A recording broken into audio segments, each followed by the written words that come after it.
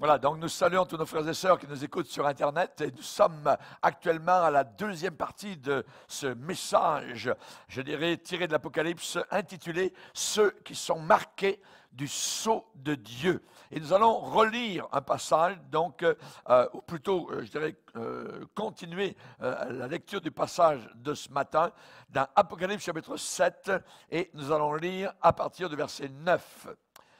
Dans la première partie du chapitre 7, nous avons remarqué les 144 000, donc 12 000 de chaque tribu israélite, ce sont des Juifs, et ensuite, résultat de leur prédication, donc durant la grande tribulation, verset 9, « Après cela, je regardais, et voici, il y avait une grande foule, que personne ne pouvait compter, de toute nation, de toute tribu, de tout peuple et de toute langue.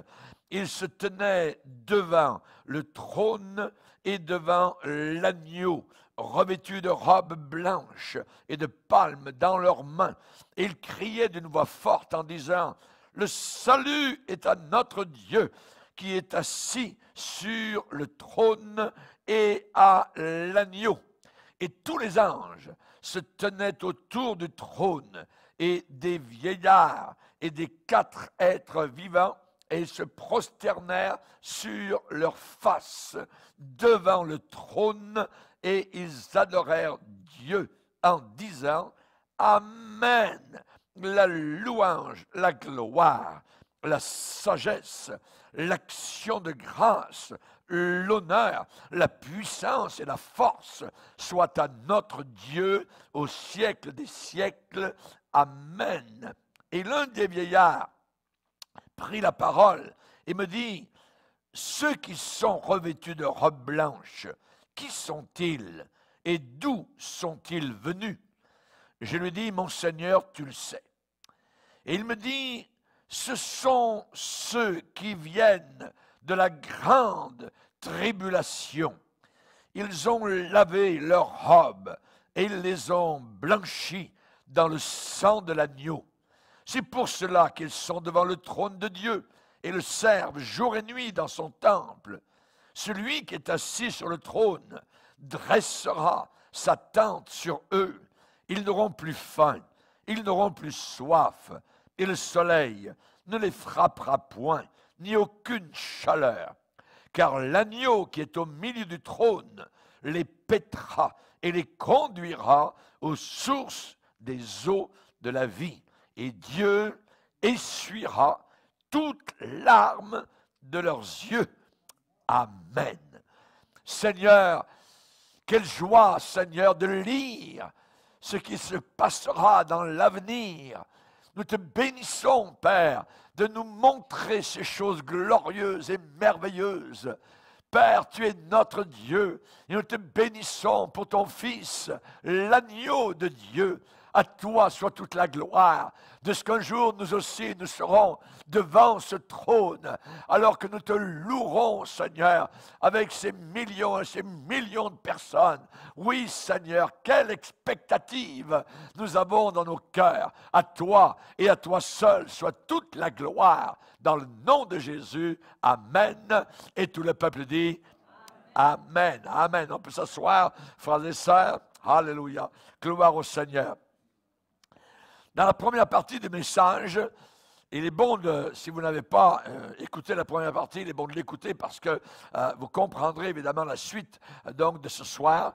Nous avons vu, pour résumer rapidement, donc il y aura 144 000 Juifs, donc durant la grande tribulation, après que l'enlèvement de l'Église aura eu lieu, qui vont évangéliser, donc, et qui vont se ficher totalement des restrictions, je dirais, de l'Antichrist et de tout ce qu'il va apporter de diabolique, et ils vont parler de Jésus.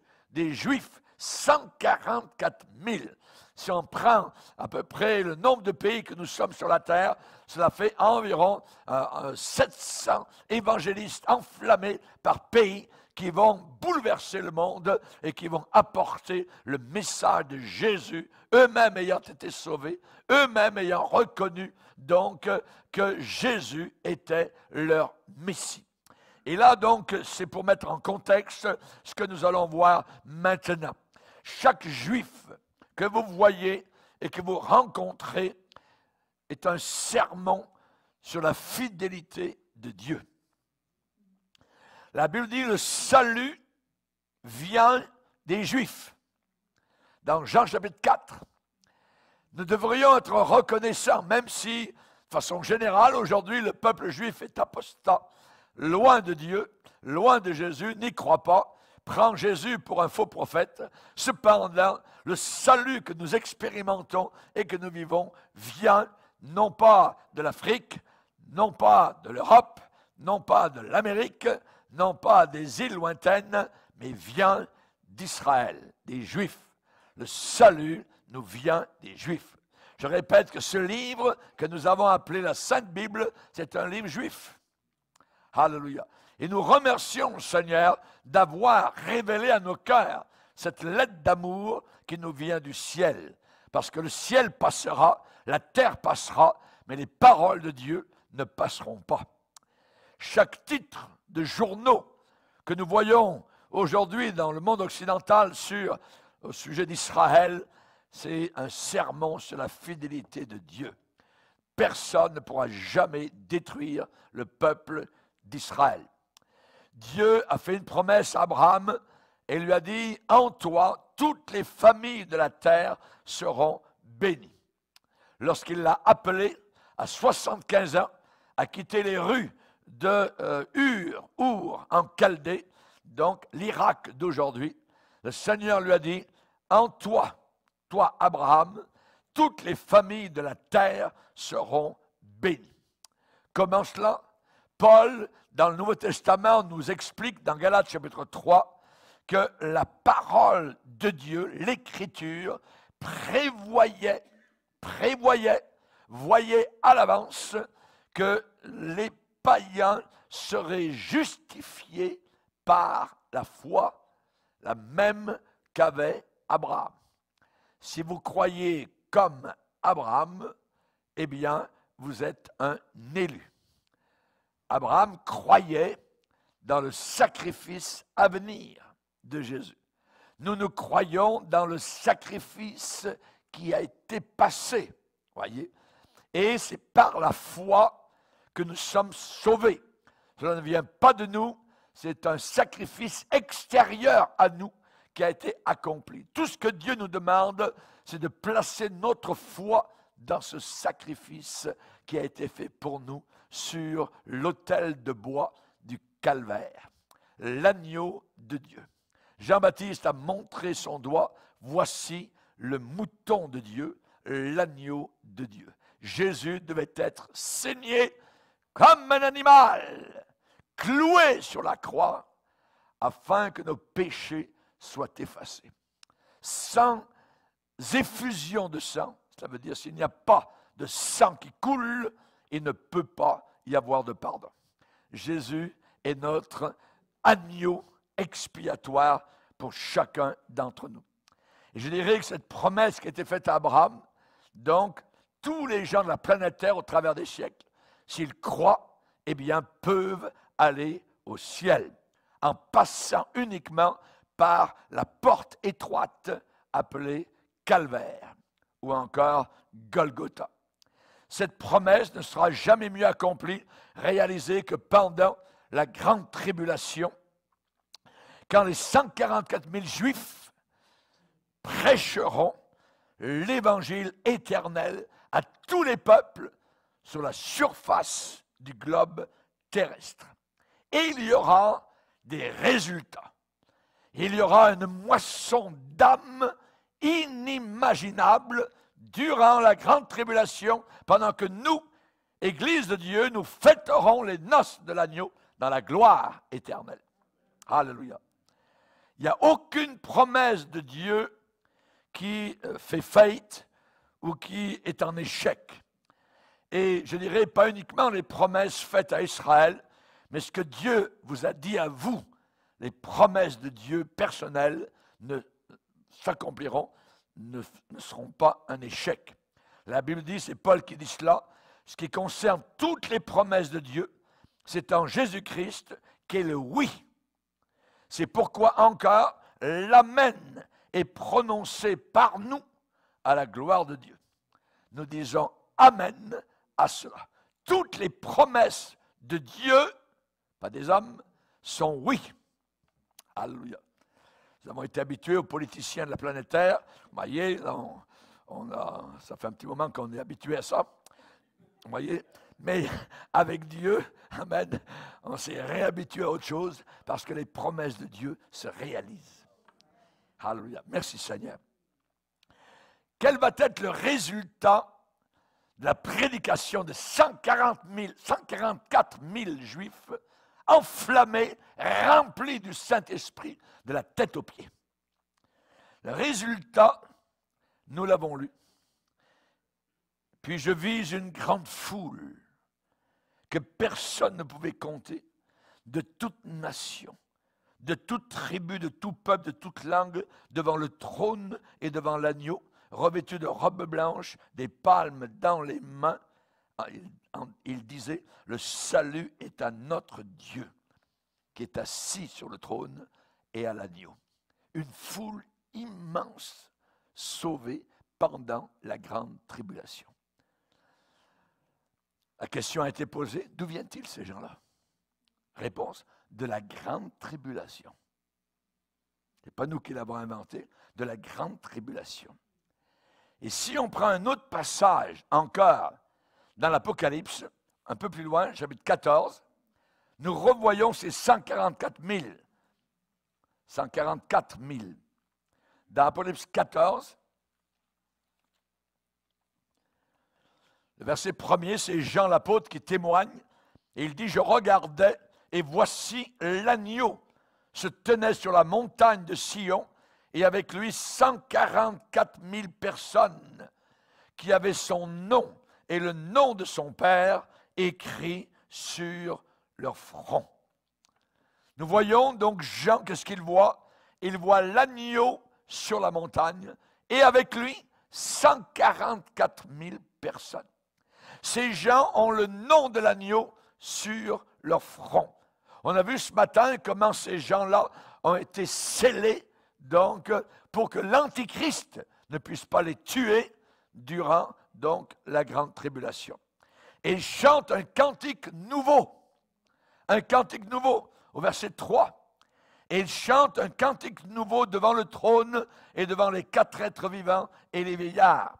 Donc l'Église qui est présente là, les vieillards. Pourquoi cela, ils chantent un cantique nouveau? Parce que les saints, jamais auparavant, ne se sont trouvés dans une telle position de chanter ce cantique nouveau. Pourquoi? Parce qu'ils sont désormais dans les cieux. Ils sont dans les cieux. Et cette scène va se passer quand toute la race des élus va se rassembler autour du trône. La dernière bataille aura été combattue. Le dernier guerrier aura le front ceint d'une couronne de victoire. Le temps, le moment de ce cantique, ce n'est pas maintenant, mais c'est quand toute la multitude des sauvés sera parvenue dans sa totalité à l'intérieur de la sécurité de la maison de Dieu. Nous avons chanté ce soir ce merveilleux cantique. C'est étonnant parce que c'est en venant, c'est ce cantique que je chantais dans mon cœur. Vous voyez, je suis tout seul à le chanter, donc, parce que ça va avec ma prédication. Pof, ce soir, allez, à l'agneau, hein, mon sauveur souffrit sur la croix, tout ça. Hein, on a chanté cela. Imaginons ce moment que je suis en train de décrire. Le temps a pris fin. Le temps a pris fin. L'éternité règne désormais. La voix de Dieu se fait entendre, s'exclame. Tous mes bien-aimés sont-ils présents? Sont-ils entrés? Les anges répondent en courbant leur front et en mettant leurs ailes sur leurs pieds. Oui, Seigneur. Dieu redit, est-ce que craintif est là? Est-ce que découragé est entré? Est-ce que esprit faible est présent? Et prêt à abandonner est-il là? La réponse revient. Oui, Seigneur, ils sont tous présents. Alors, le Tout-Puissant ordonne et dit que les portes soient fermées. Ces portes qui ont été ouvertes jour et nuit, qu'elles soient maintenant fermées. À ce moment-là, quand tous les rachetés présents au complet sont là, alors monte cette foule immense de toute nation, toute langue, un bruit de grosses eaux qui se fera entendre puissamment pour ne plus jamais se taire. Ce n'est pas quelque chose qui va s'arrêter, ça va continuer pour l'éternité. Une louange de tonnerre vers ce roi de gloire, avec des forts tonnerres. Imaginez un bruit de grosses eaux. Alléluia. Parce que le Seigneur, notre Dieu Tout-Puissant, est entré dans son règne. Réjouissons-nous, soyons dans l'allégresse, donnons-lui gloire. Une grande foule que personne ne pouvait compter. Aucune calculatrice capable d'avoir le chiffre exact du nombre de personnes présentes. Jésus a dit un jour, si cela n'était pas, je vous l'aurais dit. Mais il nous a dit ce qui va se passer. Alléluia. Raison pour laquelle le Seigneur Jésus a averti en disant, efforcez-vous d'entrer par la porte étroite, car beaucoup chercheront à entrer et ne le pourront pas. Lorsque le maître de la maison se sera levé et aura fermé la porte, et que vous, étant dehors, à l'extérieur, vous commencerez à frapper à la porte en disant, Seigneur, ouvre-nous. Il répondra, je ne sais pas d'où vous êtes. Je vis l'agneau sur la montagne avec lui, cette foule immense. J'aimerais vous dire qu'il n'y a aucune personne qui est trop endurcie que Dieu ne puisse pas sauver. Personne. Une grande foule qui vient de la grande tribulation, que personne ne pouvait compter, de toute langue, de tout milieu, de tout horizon, de toute nation, de tout peuple, de toute langue se tenait devant le trône, sauvé pendant la pire période de l'humanité. Si ces gens-là peuvent être sauvés pendant cette pire période, à combien plus forte raison maintenant? Le résultat du grand témoignage des 144 000 sera une moisson d'âmes grande. Des milliers de sauvés, revêtus de robes blanches. Jean les a vus là-haut dans la gloire. Avec dans leurs mains des palmes, des branches de palmiers, utilisées généralement par les Juifs pour célébrer la fête des tabernacles. Pourquoi tant de personnes seront sauvées pendant la grande tribulation et pas avant? C'est une question. Il y a des raisons. Premièrement, à cause du climat, à cause de l'ambiance qui va régner pendant la grande tribulation. Daniel le prophète a dit que ce sera à cette époque-là, durant la grande tribulation, de la détresse. On parle ici d'affliction, on parle ici d'angoisse. Daniel a dit, ce sera une époque de détresse telle qu'il n'y en a point eu depuis que les nations existent jusqu'à cette époque. Et ceci a été appuyé, confirmé, réitéré par le Seigneur Jésus, pas n'importe qui.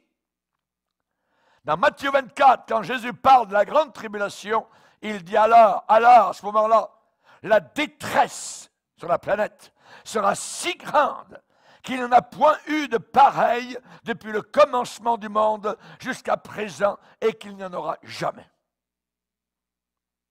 Ça veut dire un désarroi terrible sur toute l'humanité. Une misère, un grand malheur.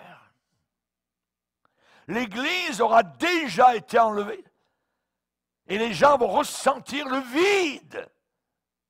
Ça va être vide comme un œuf qui ne reste juste la coquille. C'est nous actuellement qui sommes la lumière de ce monde. C'est nous qui sommes le sel de la terre. C'est nous qui empêchons l'esprit de l'Antéchrist d'aller plus loin. Il est dit qu'il faut que celui qui le retienne encore ait disparu. Mais lorsque nous aurons disparu, cette terre va être un cimetière. Ça va être froid, glacial, vide. L'Église aura été enlevée. L'Antéchrist, à ce moment-là, va apparaître. Décrit dans Apocalypse 6, sur un cheval blanc. Il dira des blasphèmes, des mensonges pervers. Il sera habité par le menteur de l'enfer, Lucifer. L'Antichrist dira peut-être que ça a été un jugement de Dieu, l'enlèvement. Que ceux qui sont partis, ceux qui ont été enlevés, ceux qui ont disparu ont été jugés par Dieu. Peut-être que l'Antichrist va déclarer « Dieu les a enlevés du chemin, Dieu les a envoyés en enfer ». Je ne sais pas ce qu'il va dire. Personne ne le sait. Mais la Bible dit que l'Antéchrist est appelé dans l'Apocalypse la bête. Pourquoi la Bible appelle l'Antéchrist la bête? Parce qu'il sera comme une bête. La Bible décrit 3 animaux pour le décrire.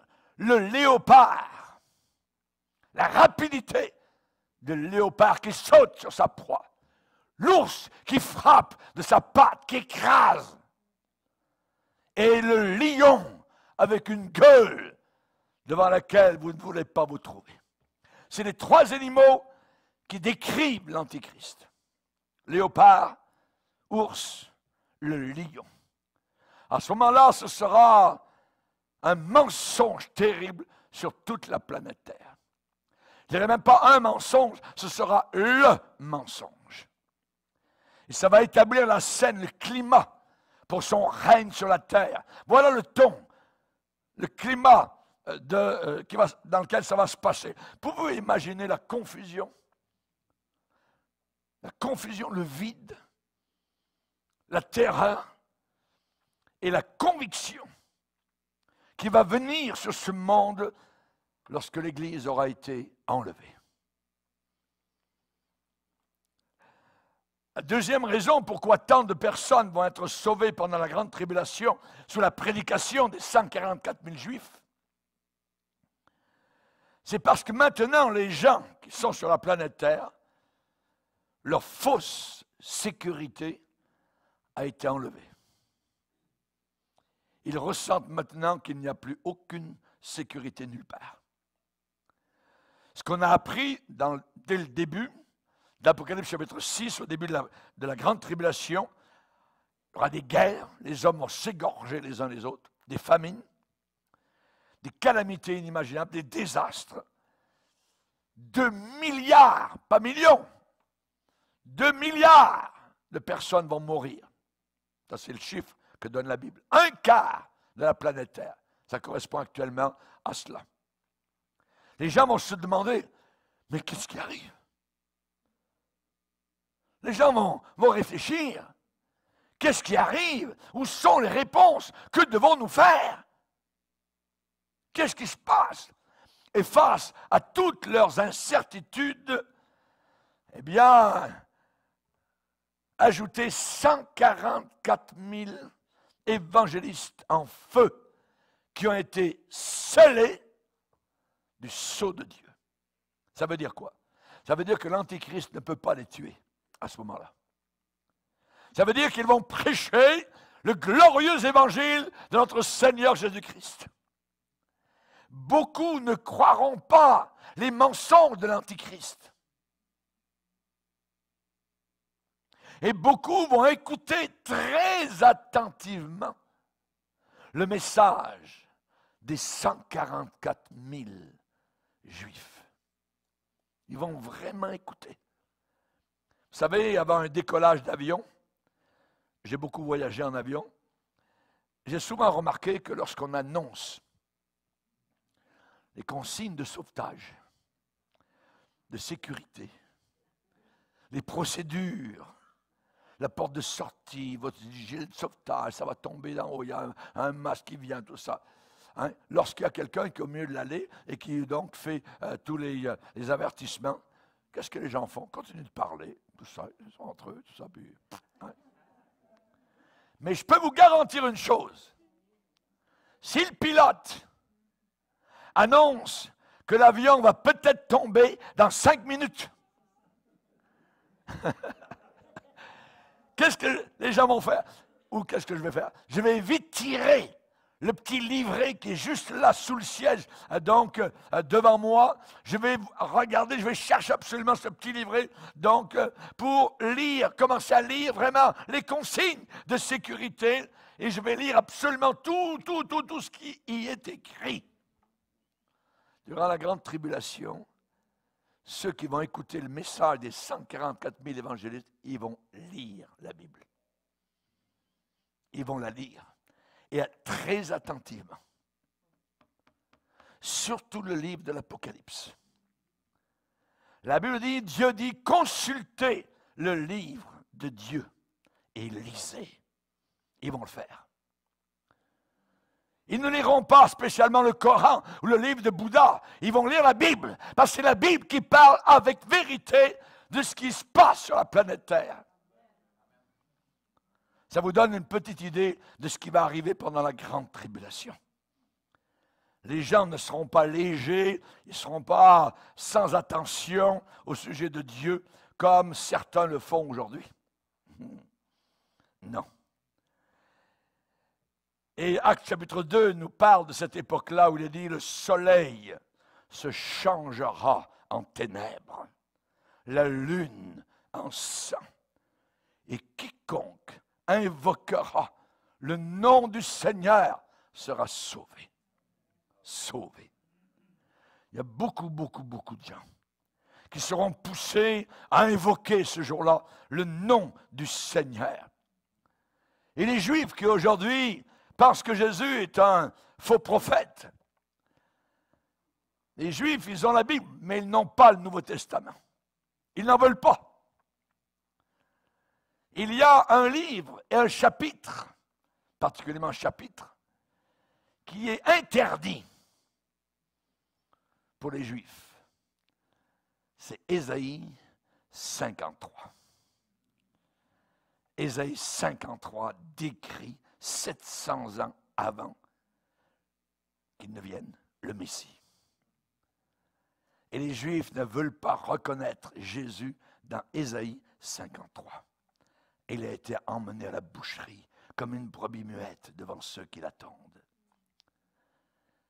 Il portera les péchés de beaucoup. Alléluia. Et ainsi de suite.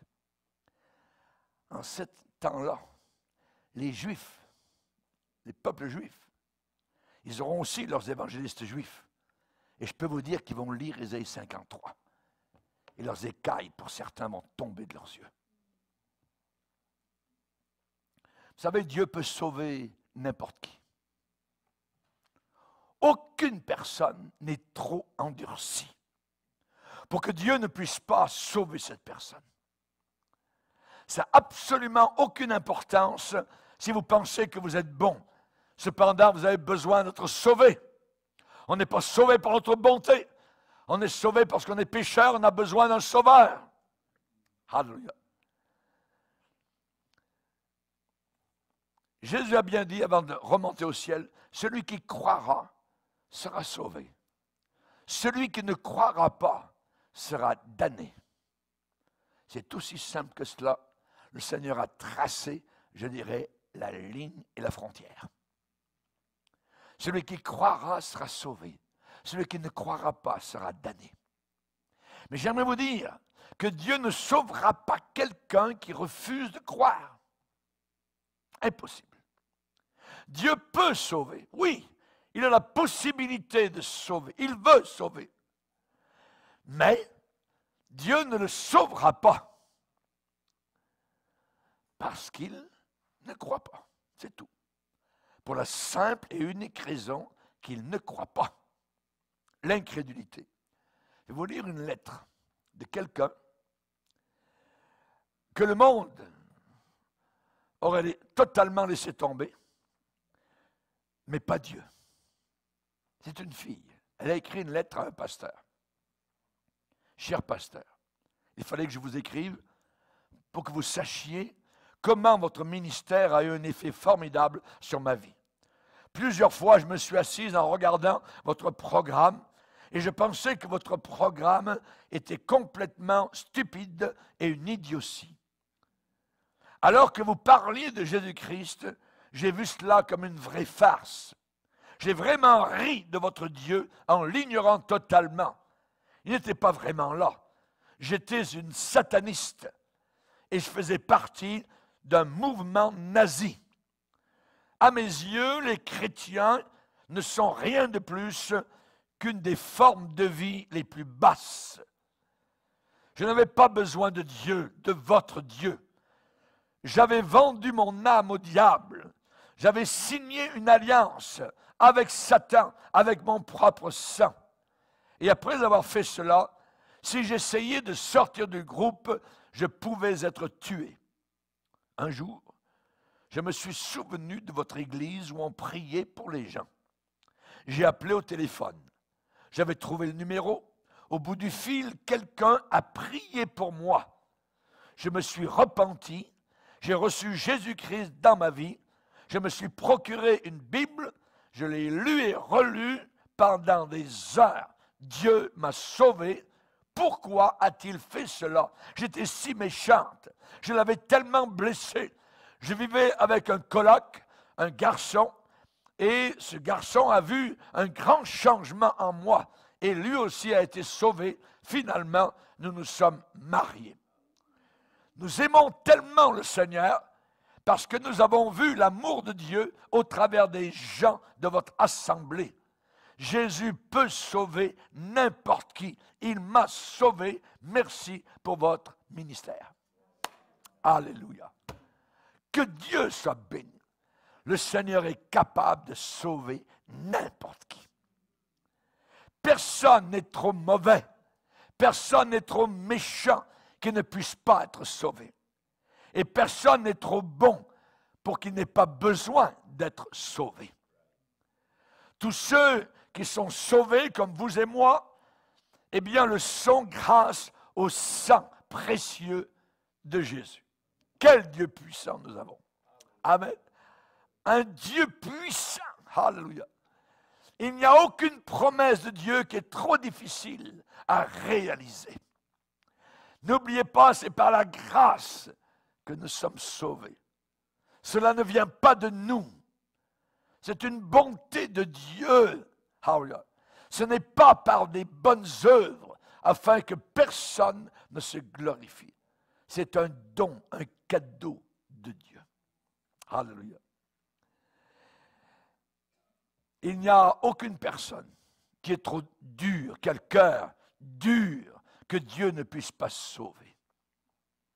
Selon les Écritures, ces gens sauvés là, durant la grande tribulation qui vont se retrouver au ciel, eh bien, ils vont louer Dieu avec des palmes dans leurs mains. Ça veut dire, ils vont secouer comme des branches de palmier, donc pour louer le Seigneur là-haut dans la gloire. Ces gens-là auront été sauvés pendant la grande tribulation, alors qu'il n'y aura qu'un seul homme qui va régner sur la planète Terre et qui va contrôler toute la planète d'une main diabolique. Ils seront sauvés pendant ce temps-là. Imaginez, Dieu peut sauver n'importe quand. Alléluia. Et pourquoi ces gens là-haut dans la gloire, on les voit avec des branches de palmier? Eh bien, c'est un symbole. C'était utilisé durant la fête des tabernacles, donc c'est un symbole de joie. Les Juifs faisaient cela. Et tout le ciel va éclater de joie et de louange. Et il est dit, et tous les anges se tenaient autour du trône, et des vieillards, l'Église de Dieu, et des 4 êtres vivants, et se prosternèrent sur leur face devant le trône et adorèrent Dieu. Ici, nous voyons des anges qui louent Dieu. Pourquoi le louent-ils, ces anges-là? Eh bien, parce qu'ils voient ce que Dieu a fait pour nous. Ils voient ce que Dieu a fait pour nous. Ils se sont réjouis le jour où nous avons été sauvés. Jésus n'a-t-il pas dit, il y a plus de joie devant les anges de Dieu pour un seul pécheur qui se repent. Et là, dans le ciel, nous les voyons. Tous les anges se tenaient autour du trône et des vieillards et des 4 êtres vivants se prosternant sur leur face devant le trône et adorèrent Dieu. Alléluia. Parce qu'ils voient ce que Dieu a fait pour nous par sa grâce et pour ses saints aussi qui vont venir de la grande tribulation. Cette immense multitude. Ah oui, ils se réjouissent. Les anges chantent dans la gloire. Ils ont chanté lorsque le Christ est venu sur la planète Terre, dans les plaines de Bethléem. Les bergers ont regardé, ils ont simplement observé, ils ont été étonnés, abasourdis, ils ont simplement rapporté ce qu'ils ont vu. Les anges chantaient « Gloire à Dieu » dans les lieux très hauts. Aujourd'hui, nous vous annonçons une bonne nouvelle qui sera pour tout le peuple le sujet d'une très grande joie. C'est qu'aujourd'hui, il vous est né un sauveur. Un sauveur est né pour vous sauver, pour vous délivrer. Alléluia. Merci Seigneur. Les anges ont chanté. Alléluia. Gloire au Seigneur. Et que disent-ils ici? Amen. Louange, gloire, sagesse, action de grâce à notre Dieu. Et je m'attends bien à les aider quand je serai là-haut dans la gloire. Amen. Alléluia. Je veux louer le Seigneur. Il y a un cantique qui dit que Dieu me donne 1000 voix. Amen. 1000 voix. Amen. Pour l'adorer. Alléluia. Je voudrais avoir un coffre. Amen. Une capacité, je dirais, pour louer ce Dieu. Alléluia. Merveilleux. Pas étonnant que lorsque Jean a entendu ces louanges, il a dit c'était comme des cataractes qui descendaient, comme les chutes de Niagara, avec des tonnerres. Tu sais, imaginez une foule de milliards de personnes rassemblées autour du trône de Dieu, en train de le bénir. Merci Seigneur. Alléluia. Gloire au Seigneur. Et quand nous chanterons nous-mêmes la grande histoire d'un si grand salut, amen, d'une certaine manière, les anges vont comme plier leurs ailes. Ils vont comme rentrer leurs ailes et replier, parce qu'eux n'ont jamais connu cette joie indicible, cette joie ineffable, inexprimable qu'apporte notre salut. Ils aiment Dieu. Ils se réjouissent quand nous sommes sauvés, mais ils ne sont pas sauvés eux-mêmes. C'est nous les pécheurs qui sommes sauvés. Alléluia. Et eux, ces anges-là, ne peuvent pas comprendre. L'apôtre Pierre a dit que l'évangile, notre évangile, dans lequel les anges désirent plonger leur regard. Comment se fait-il que des pécheurs vils, d'anciens blasphémateurs, se retrouvent en train de former l'épouse de l'agneau pour l'éternité, assise à côté de ce bien-aimé? Ils n'en reviennent pas. Ils veulent sonder cela. La Bible dit, les anges désirent plonger leur regard dans ce que nous vivons et qu'eux ne peuvent pas vivre. Alléluia. Les anges peuvent louer Dieu, peuvent exalter le Seigneur pour sa sainteté. Nous les voyons dans Ésaïe. Oui, loue saint, saint, saint et l'Éternel des armées. Nous les voyons dans Apocalypse 4, en train encore se répondre les uns aux autres en une sorte d'antiphonie pour dire saint, saint, saint et l'Éternel des armées. Ils n'arrêtent pas de dire la sainteté, de proclamer la sainteté de Dieu. Ni comprendre la joie que nous vivons, la joie du salut. Ils sont obligés de s'incliner et de plier leurs ailes et de nous écouter. en train de chanter le salut. Un si grand salut. Un si grand salut. Alléluia. Ou bien tu es sauvé, ou bien tu ne l'es pas. Aussi simple que ça. Je suis sauvé. Alléluia. Alléluia. Es-tu sauvé? Alléluia. Gloire au Seigneur. Gloire au Seigneur. Merci Seigneur. Ces saints de la grande tribulation, à un moment donné, seront martyrisés. Des millions et des millions iront au ciel en passant par les portes de la torture. Et quand ils seront sauvés, ils refuseront de prendre la marque de la bête. Ils refuseront leur allégeance à l'Antichrist. Et la plupart d'entre eux, les 144 000, seront mis à mort par décapitation, guillotine. Ce sera terrible, ce sera horrible. Mais ensuite, ils vont se réveiller dans la gloire. Alléluia. Savez-vous ce que certaines personnes pensent aujourd'hui quand on leur parle du Seigneur? Pasteur, si tous ces gens sont sauvés durant la grande tribulation, alors moi, je vais juste attendre un peu quand ça va arriver pour que je sois sauvé. Ça prouve une ignorance flagrante. C'est totalement insensé, je dirais même plus fou. Pour 4 raisons. La première, c'est que vous pouvez mourir avant que n'arrive la grande tribulation. Et si ça vous arrive, vous allez aller directement en enfer. Sans Jésus. Si aujourd'hui je n'étais pas encore sauvé, savez-vous ce que je ferais? Je n'attendrai même pas 5 minutes. Je dirais, Seigneur, pardonne-moi. Viens dans ma vie. J'ai besoin de toi pour être sauvé. Je donnerai tout de suite mon cœur à Jésus-Christ. Aujourd'hui, c'est le jour du salut. À aucun endroit dans toute la Bible, on vous promet que vous serez sauvés demain. À aucun endroit. C'est aujourd'hui. Aujourd'hui, si tu entends sa voix, n'endurcis pas ton cœur. Je vais parler à ceux qui ne sont pas encore sauvés et qui disent, je vais attendre, bravo pasteur, un très bon message sur la grande tribulation. Moi, je vais participer à ça, je vais attendre, pas besoin de donner ma vie à Jésus maintenant, mais je vais attendre parce qu'il y a des millions qui vont être sauvés durant la grande tribulation, donc moi, je vais faire partie de ce groupe-là. Insensé. Je vais vous dire, vous ne croirez pas plus en Jésus-Christ pendant la grande tribulation que maintenant. Des millions vont le croire durant la grande tribulation. Oui, ils vont être sauvés, mais pas vous. Pourquoi? Parce que Dieu, puisqu'aujourd'hui vous ne voulez pas abandonner votre vie à Jésus maintenant, Dieu vous envoie une puissance d'égarement pour que vous croyiez au mensonge. Parce que vous ne voulez pas recevoir l'amour de la vérité dans votre cœur pour être sauvé. Ça, c'est un jugement de Dieu. Il n'y a pas un seul iota d'espoir pour quiconque a refusé Jésus alors qu'il est en pleine connaissance de cause. N'attendez pas l'Antichrist pour vous repentir, mais venez vers le Christ maintenant. Une autre raison, et disons qu'on va étirer la chose, si vous pouviez être sauvé pendant la grande tribulation, ce serait une décision totalement folle. Pourquoi? Parce que, est-ce que vous voulez passer au travers de la grande tribulation? Moi pas du tout. Jésus a dit de veiller et de prier afin qu'on ait la force d'échapper à ces choses terribles qui s'en viennent sur la planète Terre. Échapper. Je veux échapper.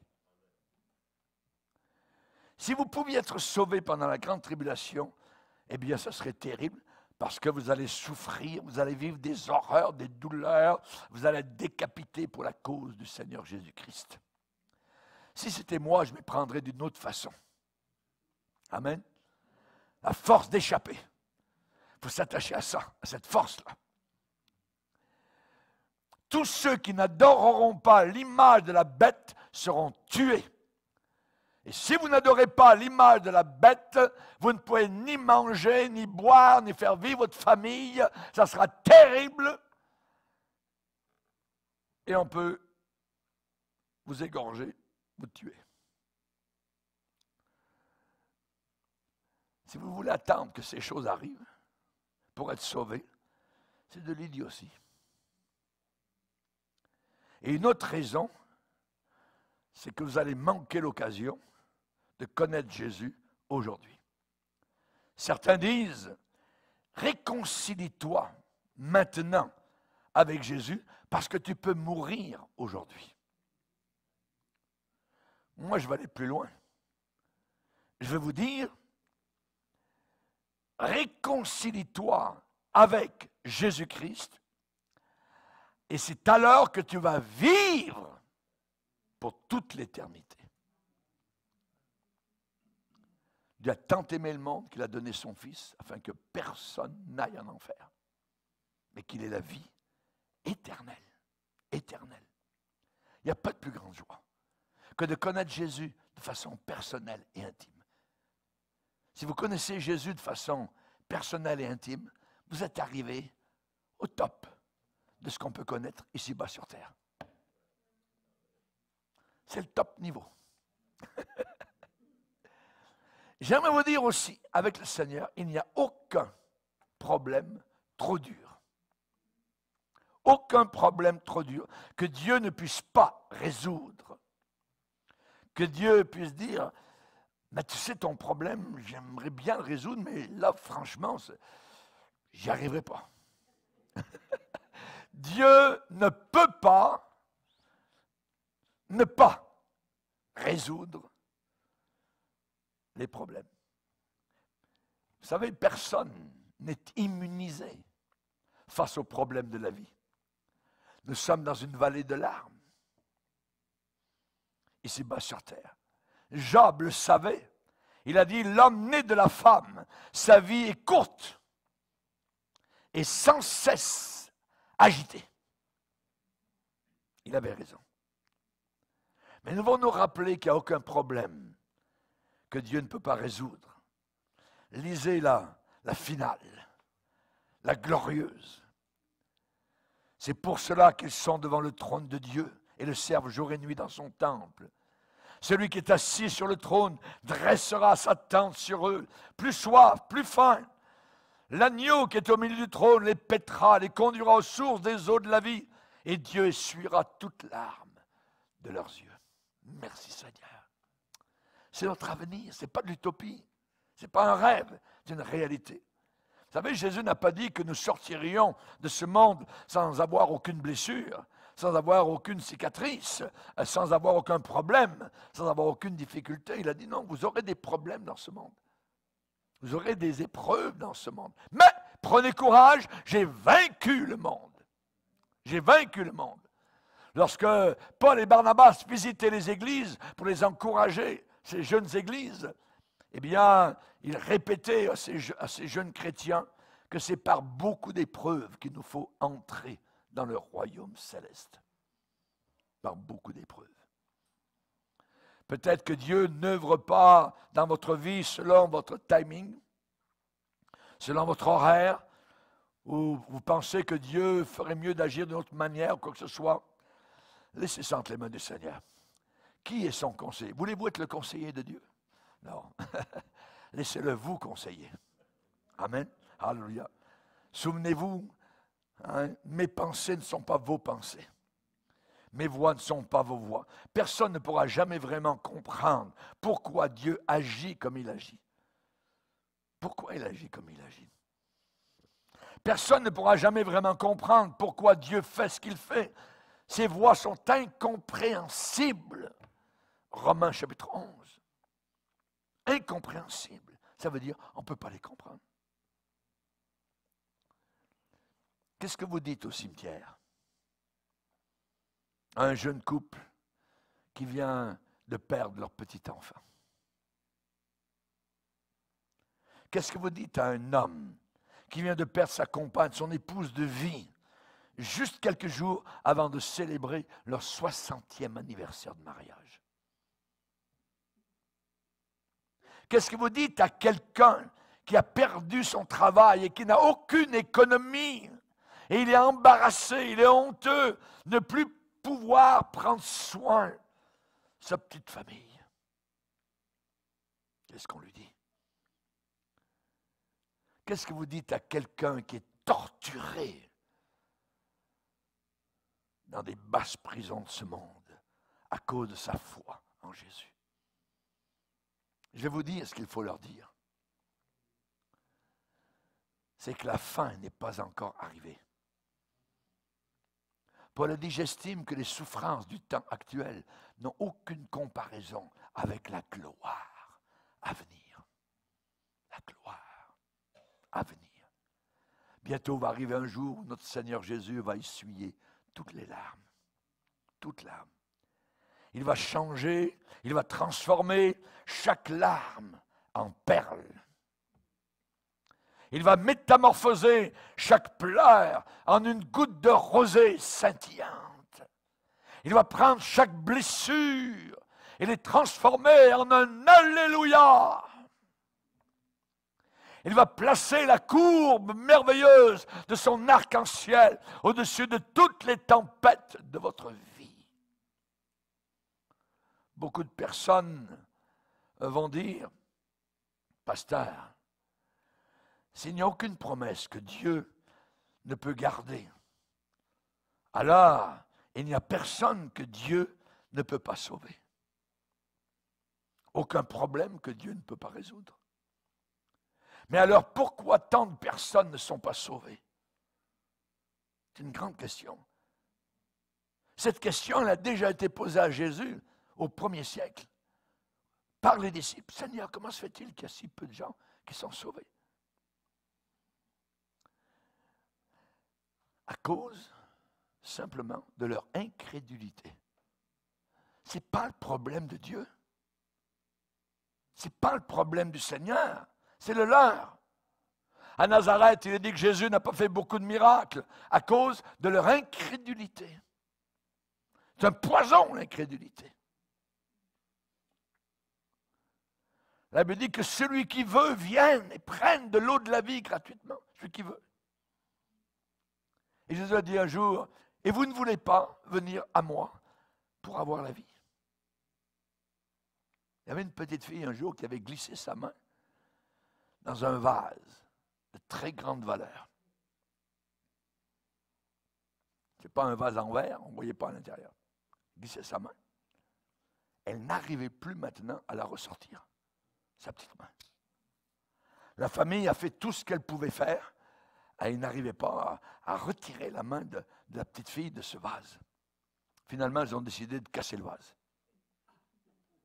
Et quand ils ont cassé le vase, ils ont remarqué que son petit poing était fermé, serré, crispé. Alors, ils ont décrispé. Ils ont ouvert le petit poing de la petite fille et il y avait là une petite pièce d'argent dans le creux de la main. Son père lui a dit, chérie, pourquoi tu n'as pas ouvert ta main? Papa, j'avais peur de perdre ma pièce.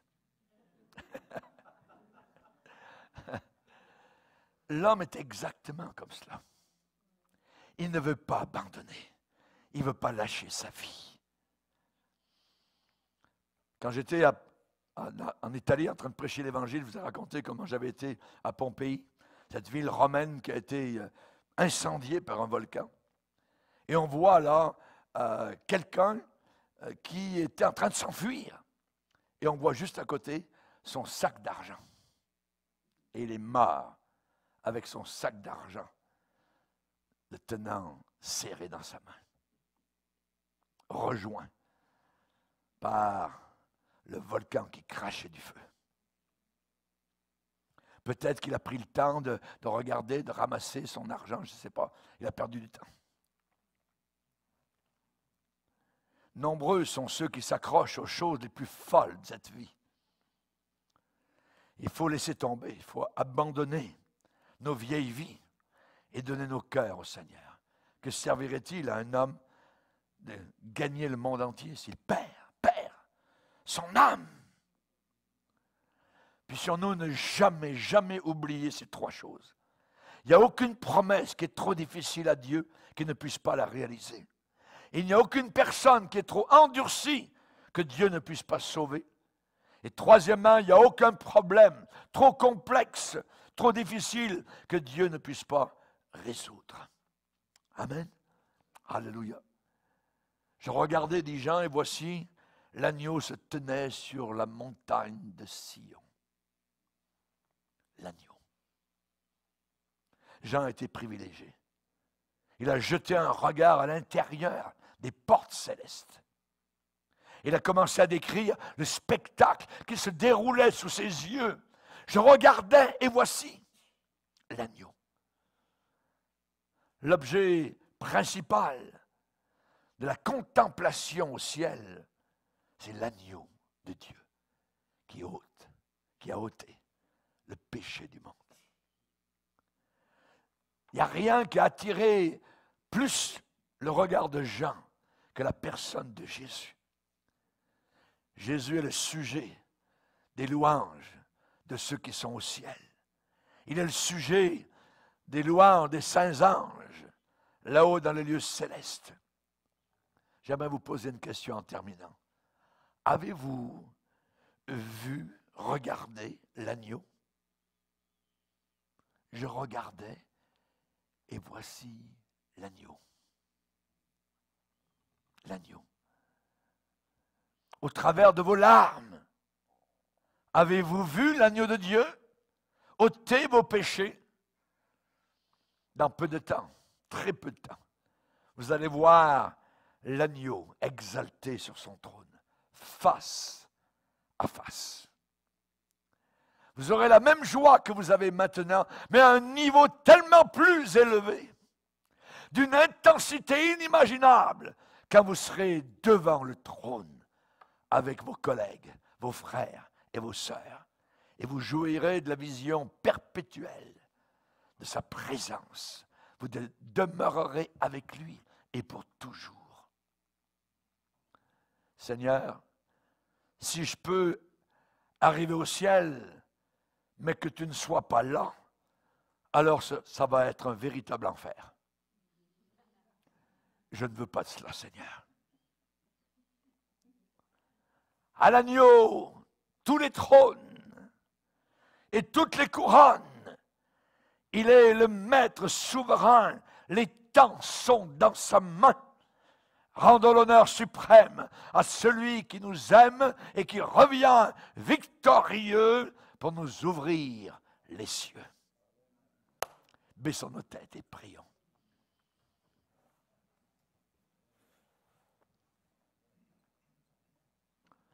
Seigneur, nous voulons te bénir. Ton plan est magnifique, ton plan est glorieux. Ta pensée est au-delà de tout ce que nous pouvons penser, nous, ici-bas sur cette terre.